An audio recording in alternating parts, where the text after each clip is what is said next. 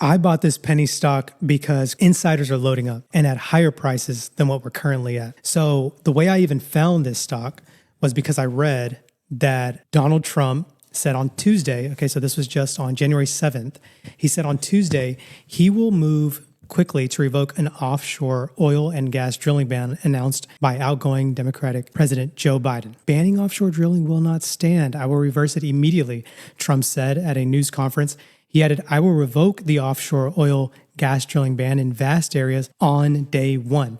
So Trump takes office on January 20th. President Biden's actions yesterday on offshore drilling, banning offshore drilling, will not stand. I will reverse it immediately. It'll be done immediately. And we will drill, baby, drill. We have oil and gas more than anybody in the world. And we're going to have more of it, too. But they took away 625 million acres of offshore drilling. Nobody else does that. And they think they have it, but we'll put it back. I'm going to put it back on day one. I'm going to have it revoked on day one. We'll go immediately if we need to. I don't think we should have to go to the courts, but if we do have to go to the courts, you know, they try to be sneaky. I made us number one. We're number three. I made us number one in a very short period of time in drilling. And, you know, you can talk about windmills. They litter our country, and it's the most expensive energy there is. It's many, many times more expensive than clean natural gas. So we're going to try and have a policy where no windmills are being built. This could be a potential catalyst. This could be a reason why the stock moves higher. But when I plugged in this article into AI, I said, what stock could benefit the most from this announcement? And AI said, ticker symbol RIG, Transocean. Then I noticed the insider buying. And what I want to show you is the price in which they were buying. Okay, so this was September, so a couple months ago, 2024. And all of these are in 2024. So you can see here their code P. Look at the amount, 1.5 million. This is over $80 million in insider buying just over the last year. But look at the price, okay? 413. And all these are in orders of three, okay? So you're going to see the name change. Right here, it changed 413, and then it's another name change mode.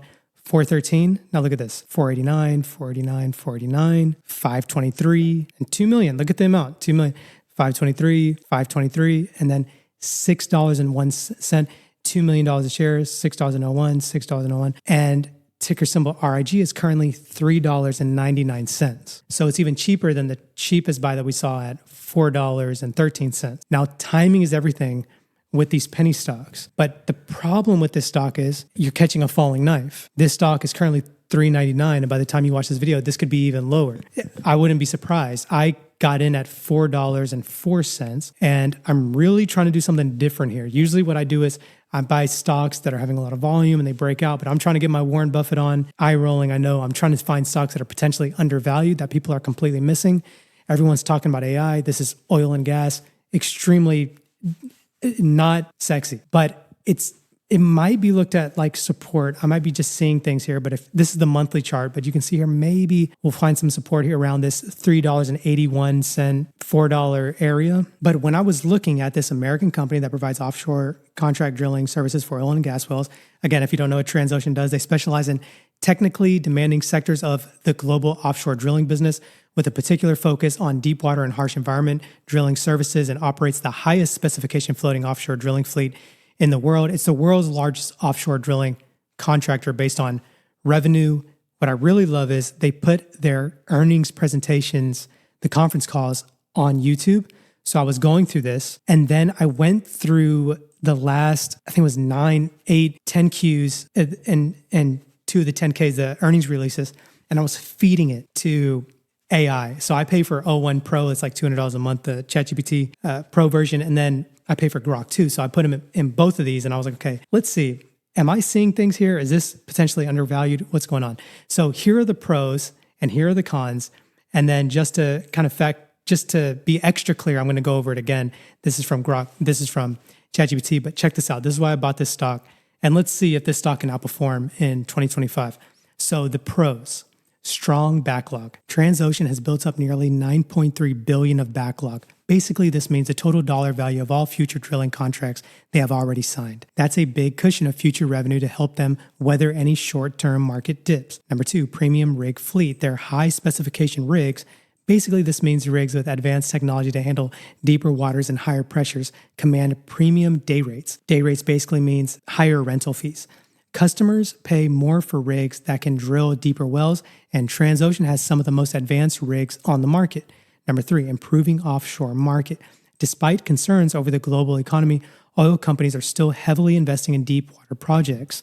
Offshore break-even costs, basically this means the oil price needed so a project makes a profit, are around 40 to 50 per barrel for many major developments, making these projects attractive for oil companies even if the price of oil moves down from current levels. Operational excellence. Number 4, Transocean's management has focused on improving reliability and uptime. Basically, this means the rigs work with fewer breakdowns so they earn more revenue. Customers value that efficiency, and it can translate to higher renewal rates and smoother operations. Number 5, earnings visibility.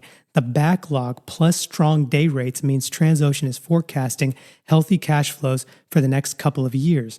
This can help them pay down debt and potentially boost future returns for shareholders. The cons, high debt load. Basically, this means the company borrowed a lot in the past. Transocean has considerable debt from previous expansions. Why I still think it could be good? Because management is using backlog and free cash flow to pay down debt aggressively. As they reduce debt, the balance sheet looks stronger. Number 2, cyclical nature of oil. Basically, this means oil prices swing up and down a lot. The offshore drilling business can be highly dependent on oil prices. Why I still think it could be good?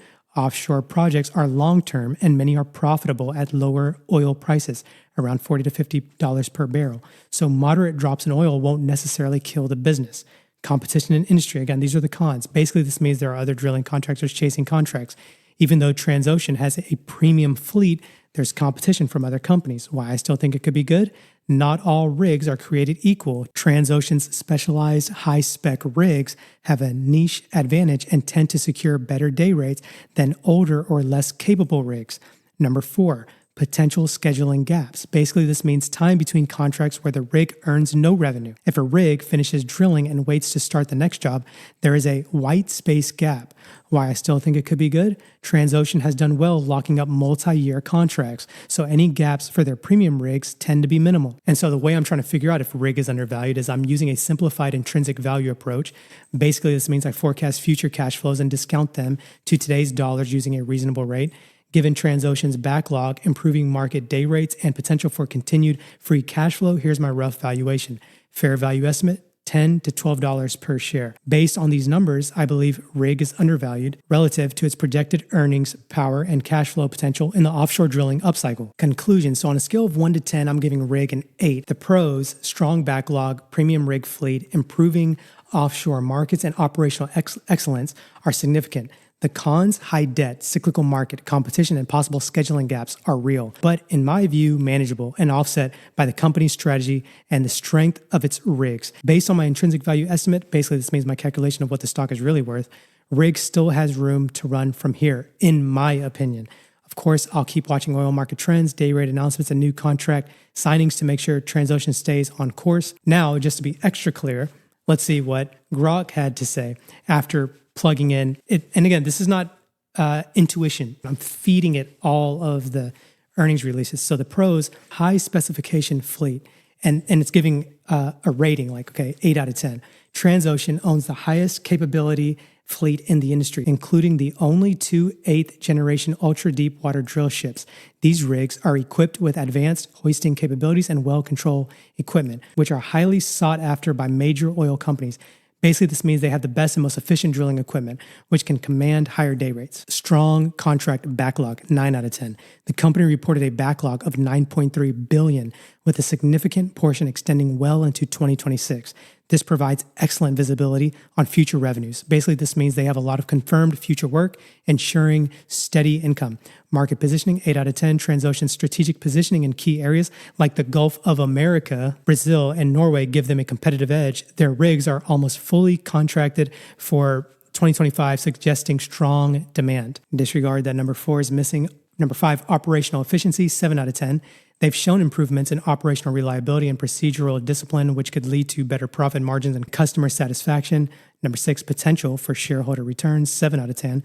Management has indicated that they could consider shareholder distributions by late 2026, aiming for a debt to EBITDA ratio below 3.5. Basically, this means they plan to return some profits to shareholders once they've paid down more debt. Cons, oil price volatility. While Transocean has contracts lined up, the broader industry is sensitive to oil price fluctuations. If oil prices drop significantly, it could impact future contracts. However, their current contracts are at high day rates, providing some buffer against short-term price drops. Number 2, debt levels. The company still has significant debt, although they are actively reducing it. High debt levels can be risky, especially in downturns. Yet their strategy of using excess cash to pay down debt is a positive sign for financial health. And you can see all this when I was going through the conference call transcript. Number 3, technological challenges.